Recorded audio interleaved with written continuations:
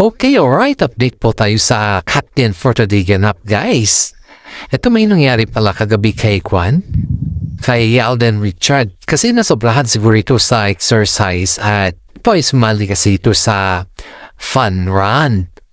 Sa mayan gisi, medyo humihinga yung paghinga niya kasi sobrang lakas at parang naghahabol hininga siya, guys. Abasa na naman ay kaya tinawag yung mga medics pero kita naman natin na wala si Catherine dun at hinahanap siya ng kanyang mga fans.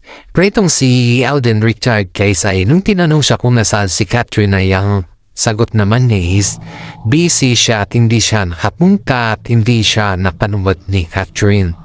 Okay, sa ganun na lagay, guys, alam naman din natin na kayang-kaya naman ni Alden niya kahit wala si Catherine. Kasi si Alden Richard naman po is napaka-independent na tao. Kahit wala po si Catherine, pag yan po ay nadyusan niya makipag-fun run, okay lang naman sa kanya. Pero in fairness, yung mga tao dun, guys, ay hinahanap si Kat kung nasaan siya dahil may nangyari nga kay Alden Richard na medyo napagod ata nung gusto sa kakatakbo sa kanyang fun run na sinalihan. And of course, guys, ito naman si Mami Min po ay agad tinawag si Catherine Bernardo para i-assist si Alden Richard. Kaso, agad naman pumunta si Kat, kaso nga lang, na-late na siya. Sa layo ba naman kasi ng location ni Alden kung saan siya nag-fun run at sa layo din ni Catherine Bernardo sa kanya. Kahit malayo sila sa isa't isa, guys, ay nandun pa rin sa kanila yung tinatawag na yung closeness at saka yung very supportive sa isa't isa. Aba, guys, nung nalaman ni Catherine Bernardo na si Alden Richard po ay may nangyari sa kanya dahil tinawag ni Mami Min na medyo nahihirapan si Alden huminga, si Catherine Bernardo po tumakbo papunta dun kay Alden. Aba, may mga issues na naman dun, bakit daw agad tumakbo si Catherine Bernardo samantala nung naka-injured daw si Daniel Padilla, hindi daw siya nakatakbo. Sipin mo nga yun, guys, kinukumpara talaga si Alden Richard kay Daniel Padilla kasi nga itong si Daniel kasi ang hirap niya kasi itong pakibagayan parang ang gusto kasi nitong si Daniel is nandyan palagi si Catherine.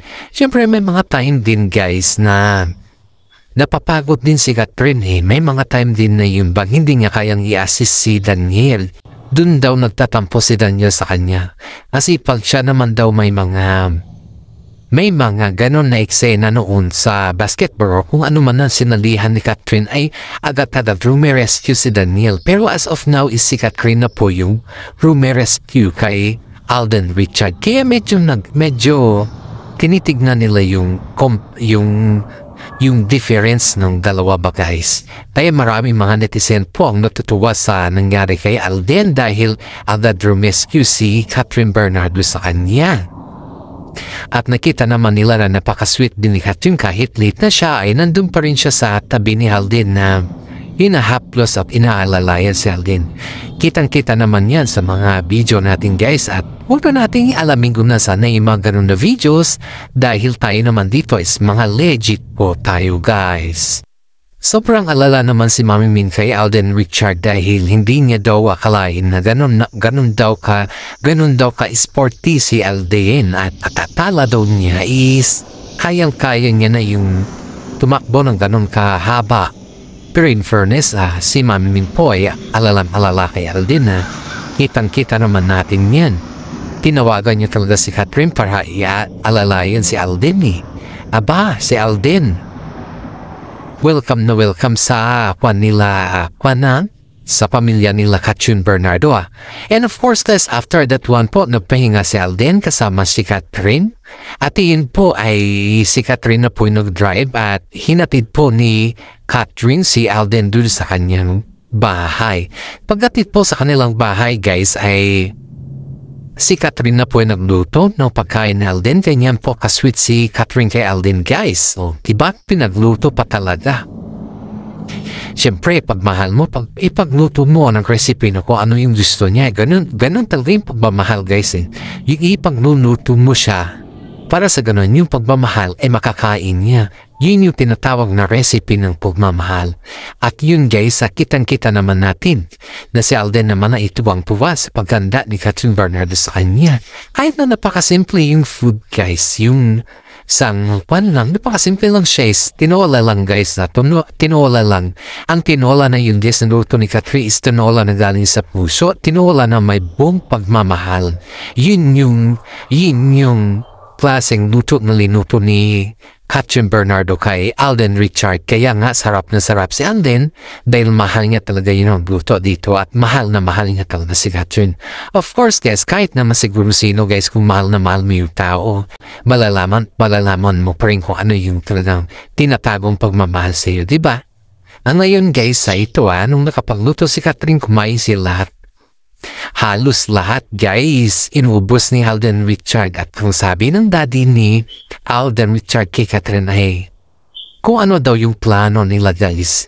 Ito yung mga kadalasan na tinatanong sa atin ng mga fans natin dito, lalong-lalo na yung mga senior citizen na nagtatanong kung ano yung plano ng Catherine guys is based on this sa ating mga legit na sources guys sa kanilang narinig ay parang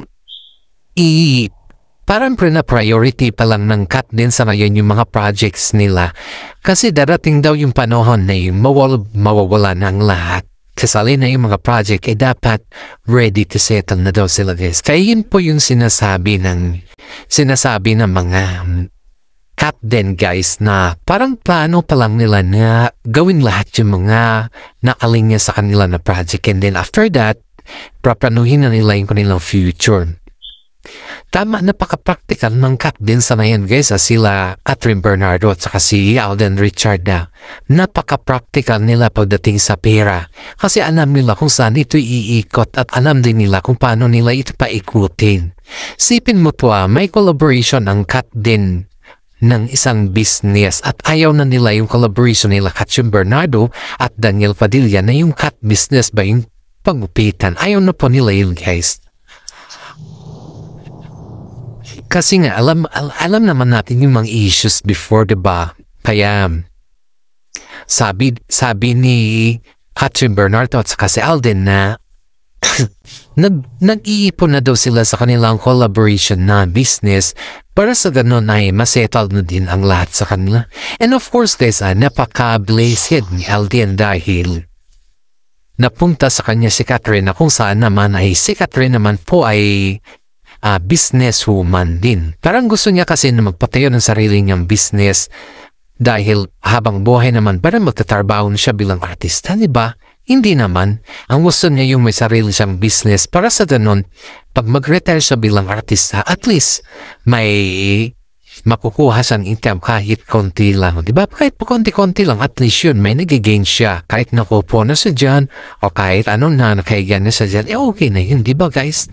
Ganon talaga yung utak ng Kat din sa ngayon. Napaka-practical sa lahat.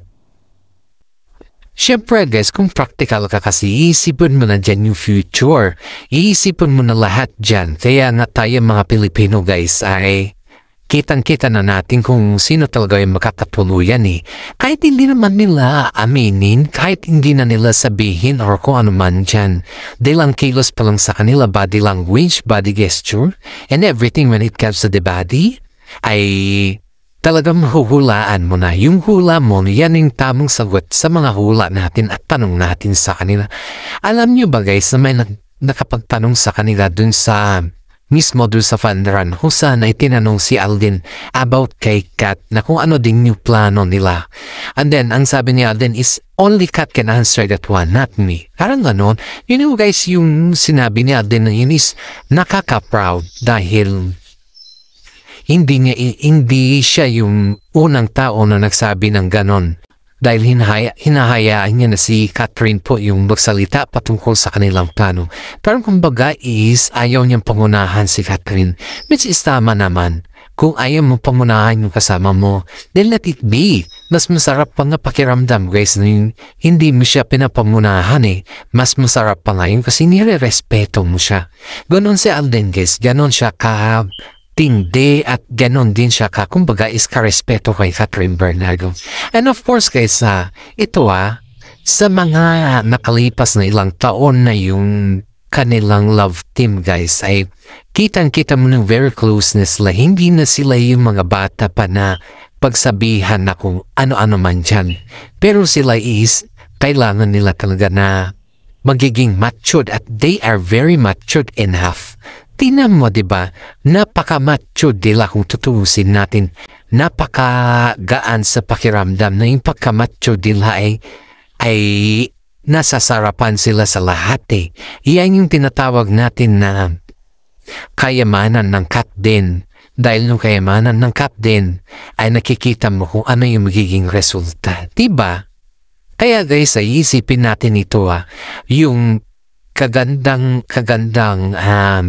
halimbawa or yung baga ba is yung napaka modeling nila sa lahat. Alam mo, ang dami mga Pilipino po ay kumaga is parang ang model nila ngayon is yung tambalan ng cat din dahil both of them are business minded. Isipin mo po, hindi pa sila kasal pero business-minded na sila. Sa ganun na edad guys is business-minded na sila. Sa mga project nila, sa mga earnings nila, hindi yan nasasayang guys, milyon-milyon yung kinita nila. Pero when it comes sa business, talagang business ang tinatarget nila. Sana all nga ang tawag sa kanila eh. Sana all ganun siya ganon din yung mga iba ba. Kasi siyempre pag mga baguhan guys, ang inisip mo na nila yan yung paano sila mag-earn ng isto ba, kung paano sila kumita ng pera, kung paano sila magwaldas. Kasi siyempre bilang isang artista, iniisip po talaga dyan yung pagwawaldas. In the first place, yung gamit mo, mga sapatos mo, yung mga gamit mo talaga, yun talaga. Kasi siyempre, hindi ka naman pwedeng umiram eh. Pwede kang umiram sa umpisa, pero pag mayroon ka naman na, bibili ka na. Ganun yun. Hindi yung forever na hihiram ka. At saka, wag naman yung palaging humihiram. Mas maganda pa rin yung may sarili ka. Sila Alden at Catherine naman guys ay wala tayong masabi sa kanila kundi botong-boto lahat mga tao sa amin. And yan guys ay may bagong endorsement si Catherine Bernardo sa ngayon guys Ang laki-laki, ang ganda ng pagrampa pa niya. And sabi nga nakakaramihan sa lahat daw ng maging katandem ni Alden, si Catherine Bernardo daw yung nagtagal sa kanya.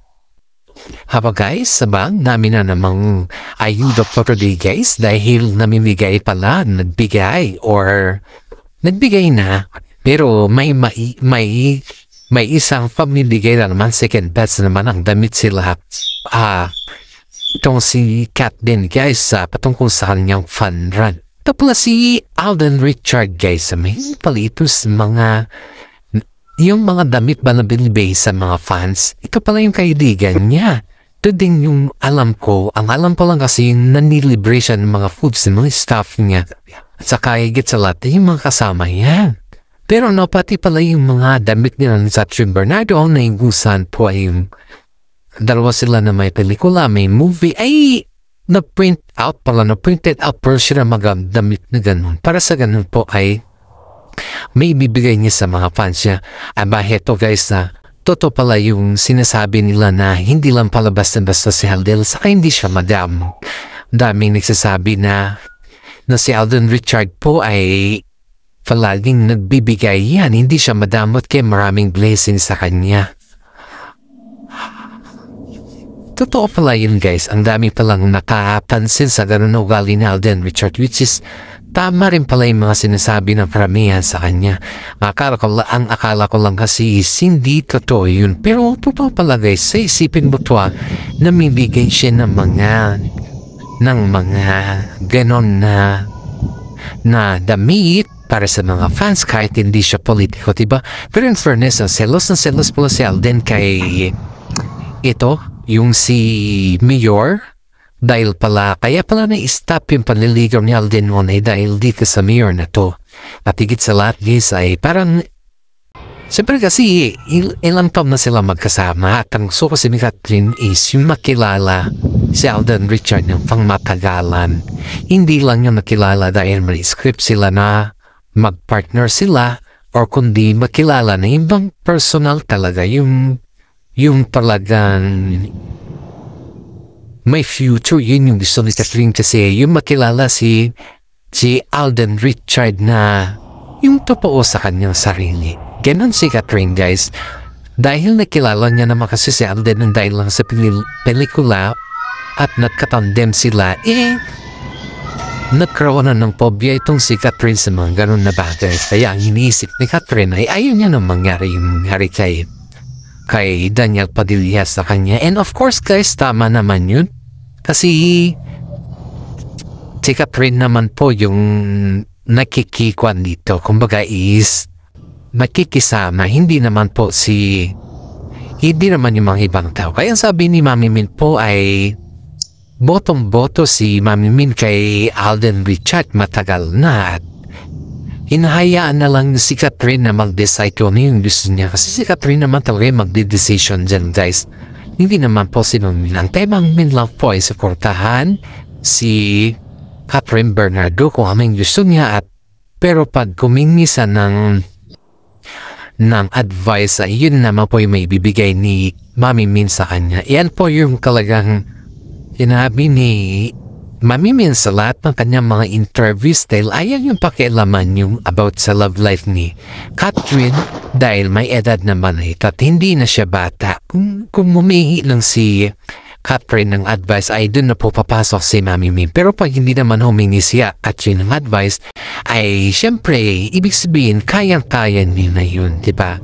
Ganoon naman talaga guys kung hindi humingi isang tao ng advice, ibig sabihin, kaya niya nulusutan yung kanyang pagsubok sa buhay na kanyang nararanasan sa ngayon.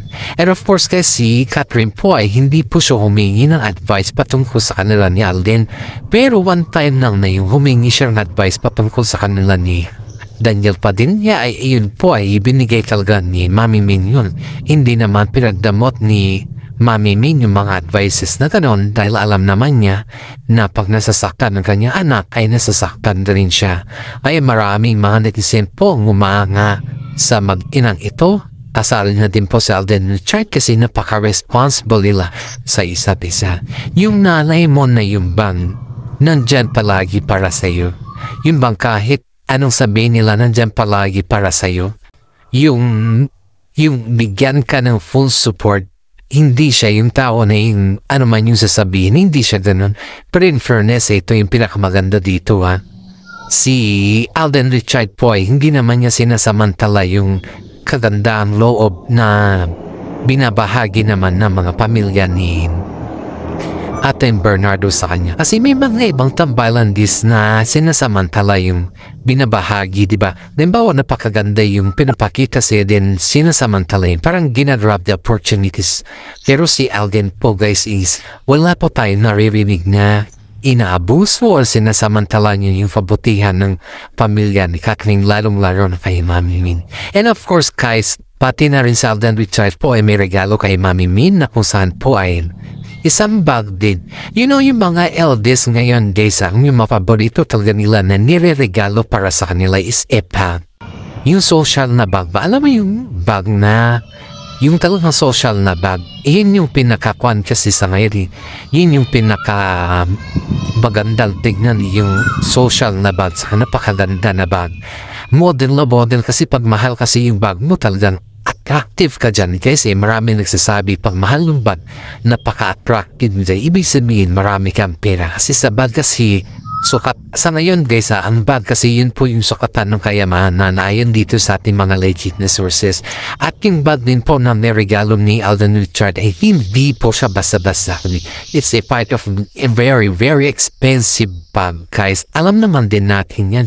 Marami naman nakakaalam na nagre-regalo si Alden Richard mga expensive bag kay Mami Min. Di ba matagal na yan? Kasi kita naman natin na botong-boto kasi si Mami Min kay Alden Richard. And at the same time naman is mahal na mahal din ni Mami Min si Alden Richard para kay Catherine. Ganoon naman guys, pati naman si Daddy Bay niya may regalo naman din po si Catherine sa kanya. And now, Alam ko maraming mga netizen dito ang nag-aabang ko ano yung regalo ni Captain Bernardo kay Daddy Bea. Sa susunod na yun na video natin guys, ito naman tayo guys sa mga shoutout muna tayo sa mga senior citizen dyan na talagang nagumaling at nag-aabang sa ating videos. Update natin sa din sa mga fans natin dyan na patuloy nanonood sa atin at sa mga basers din natin dyan. Nagpapasalamat pa rin ako sa inyo dahil kahit papano ay nanonood pa rin kayo sa aking live. God bless to all. Maraming salamat at God bless to all.